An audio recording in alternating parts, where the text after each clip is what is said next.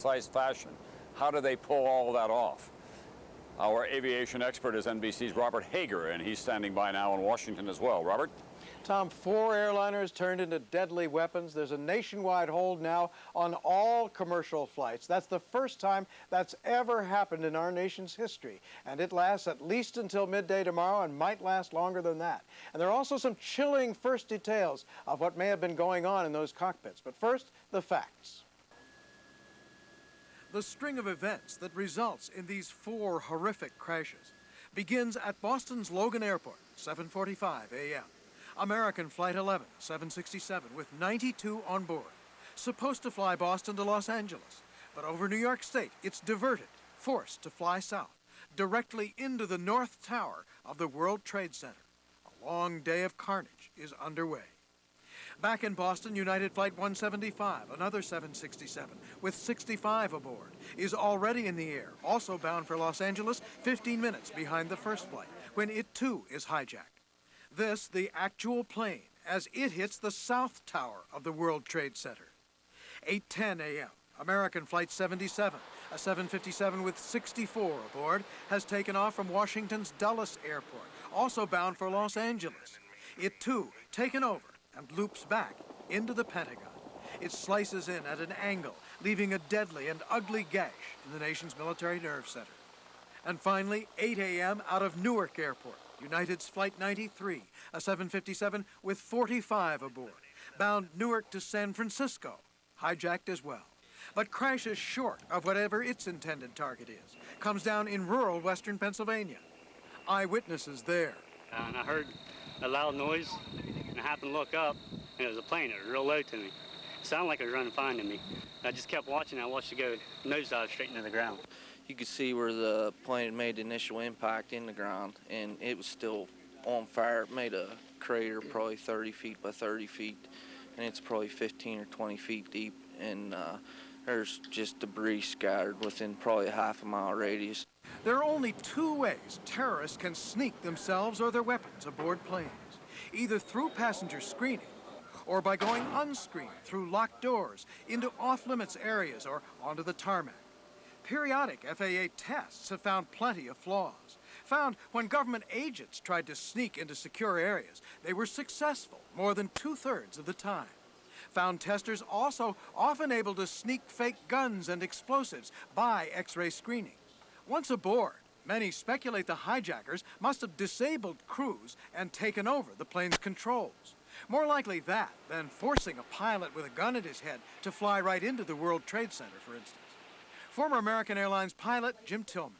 It is inconceivable to me that any airline pilot would allow anyone to force him to fly into an inhabited building.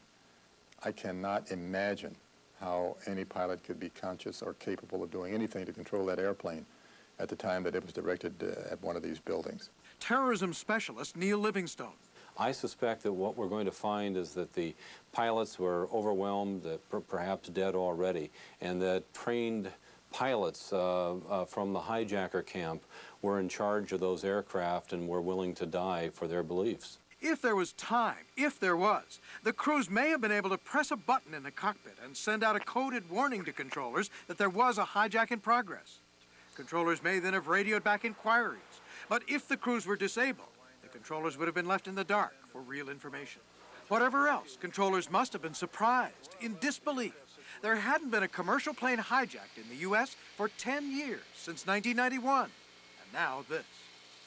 There are several unconfirmed reports around that give little glimmers of what may have been going on in the cockpits. There's one from a controller in New Hampshire who says that a microphone was left on in the first plane of the day that was hijacked, that the pilot had his microphone keyed so it was picking up the what was going on in the cockpit, and that the controller then, off at the control center in New Hampshire, heard a terrorist say in English, "Don't do anything foolish." Then after that, the microphone went dead. The transponder of the plane went off. That's a device that radios information out to the radar, so controllers could only watch the blip. They could no longer tell what altitude the plane was at. There were several cell phone calls from relatives on board, planes who reached their relative on the ground. One reported the terrorists had knife-like instruments, and there was one unconfirmed report that an American Airlines flight attendant actually reached her company to say that terrorists had killed the crew of her plane. Whatever else, we may know some more from the cockpit voice recorders, which could have survived those crashes and would give us an actual recording of what was going on for audio in the cockpits. Tom? Thanks very much, NBC's Robert Hager. At the Pentagon right now, the chairman of the Joint Chiefs of Staff, Henry Shelton. Let's hear what he has to say.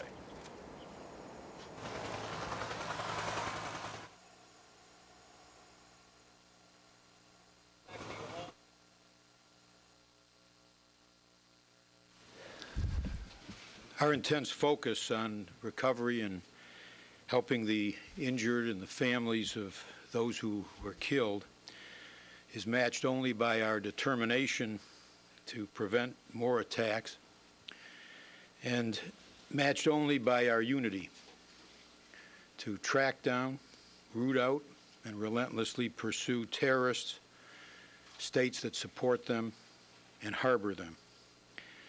They are the common enemy of the civilized world. Our institutions are strong, and our unity is palpable. Senator John Warner. Thank you. As a past chairman, that is preceding Carl Levin, General Shelton, who is the chairman of the Joint Chiefs of Staff, talking about the institution strong and our unity is strong as war. We are on a war footing, in effect, in this country, even though there has been no official declaration of any kind. But from a military point of view, political point of view, and certainly from a psychological point of view, we are at war with these terrorists. The question is, who are they? Within the intelligence community, all the fingers are pointing at Osama bin Laden, the very wealthy Saudi dissident who has been harbored by the Taliban, it's widely believed, in Afghanistan. Let's get more tonight on the continuing speculation about who is responsible from NBC's Andrea Mitchell now at her post in the nation's capital. Andrea? Tom, tonight U.S. intelligence officials are mobilizing worldwide to try to find the culprits and make sure that they don't strike again. An attack on America coordinated with military precision. 4 planes, split-second timing, penetration of airports and airspace, no warning. They can destroy buildings, they can kill people, and we will be saddened by this tragedy, but they will never be allowed to kill the spirit of democracy. They cannot destroy our society. They cannot destroy our belief in the democratic way. The first question tonight, is it over? The terrible answer, despite billions spent on U.S. intelligence, the nation's top experts do not know where or when terrorists will strike next. The problem is that they are hard to penetrate.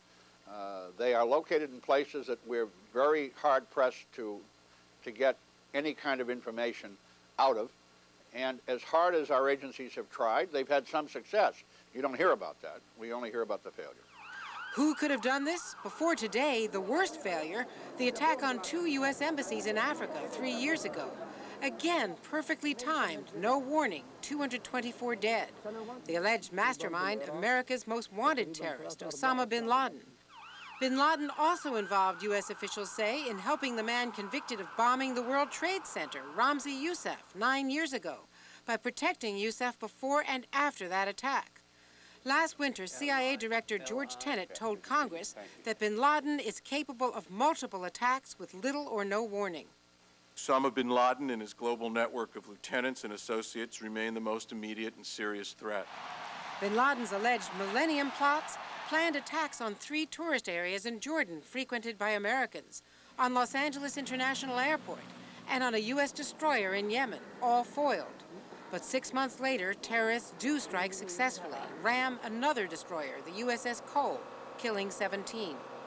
In June, bin Laden brags on this home video of killing U.S. sailors, a remarkable tape made to recruit more terrorists against America. And just 3 weeks ago, a warning to a London newspaper, allegedly from bin Laden's group, that he was targeting America again.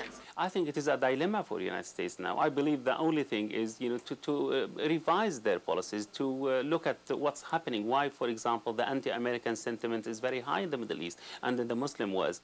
How could this happen? Only from a massive intelligence failure. But in this case, at least there will be some evidence. The good news is that the hijacking 4 airplanes is a very complicated operation. Even hijacking 1 is complicated. And they will have left some trail behind them. They will have had to have checked in, and they will have had to have purchased tickets either under their name or alias names.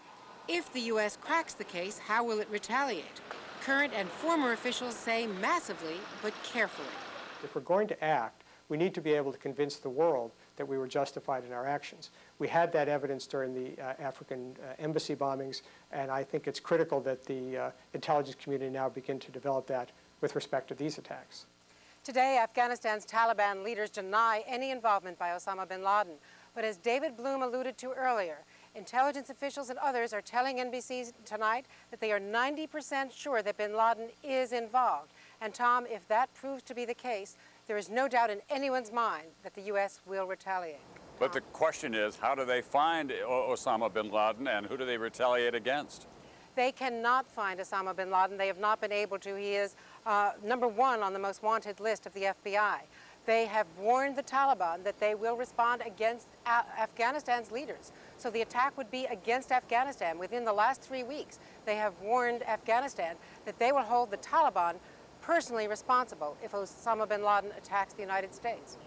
Andrea, already there is talk about a massive intelligence failure. It's not so much the blame game as much as it is that this could happen again. There have been a number of red flags that have gone up for years now, but even in Washington at the highest political levels, people have refused to take them as seriously as this day indicates they should have.